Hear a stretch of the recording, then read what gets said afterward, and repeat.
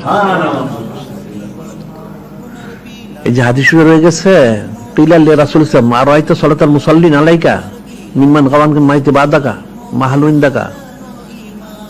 জিজ্ঞাসা কিলা লি রাসূলিল্লাহি সাল্লাল্লাহু আলাইহি সাল্লাম, নূরে মুজাসসাম হাবিবুল্লাহ হুজুর পাক সাল্লাল্লাহু আলাইহি ওয়াসাল্লাম জিজ্ঞাসিত হলেন, আরাইতা সালাতাল মুসাল্লিন আলাইকা মিম্মান গাওয়ানকা মাইতে বাদাকা, ইয়া রাসূলুল্লাহ সাল্লাল্লাহু, ওই সমস্ত মুসল্লি যারা আপনার প্রতি সালাত দুরূদ পাঠ করে, আপনার সালাম সিবত করে, যারা সালাম পেশ করে, যে আমাদের দৃষ্টিতে যে দূরে, অথবা আপনি যখন দিদার মধ্যে আসছেন তারপরে যারা আসবে তাদের সম্পর্কে আপনি কি বলেন?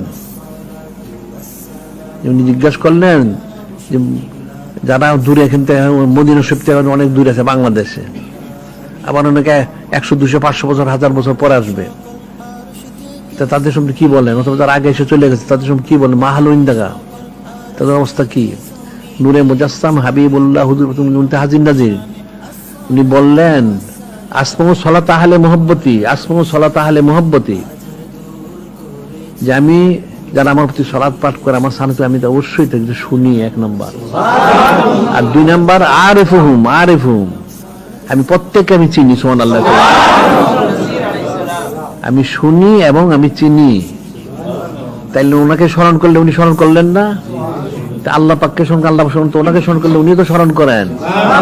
যে নূরে মুজাসসাম হাবিবুল্লাহ হুজুর পাক সাল্লাল্লাহু আলাইহি ওয়াসাল্লাম, ওনাকে স্মরণ করলে উনি স্মরণ করেন। গান করলে উনি শুনতেছেন, উনি চিনতেছেন যে আমার উম্মতটা আমাকে বলতেছে। এই যে বিষয়গুলি, তো সেটা কোথায় এখন? তো সেই সুন্নত পালন করলে, তারপরে সাইদ পালন করলে, ওনার সানাচুমরো করলে, তখন তো সেটা হয়ে যায়। তো হয়ে গেল, ওনার স্মরণ হয়ে গেল, তার উনি স্মরণ করলেন, উনি যদি স্মরণ করলেন তার রহমত বর্ষিত হবে। আল্লাহ পাক বললেন স্মরণ করলে, আমি স্মরণ, কি স্মরণ করেন আল্লাহ পাক? আল্লাহ রহমত মুবারক দ্বারা স্মরণ করেন। নূরে মুজাসসাম হাবিবুল্লাহ উনি রহমত দ্বারা স্মরণ করেন। এখন তো সেটা করতে হবে।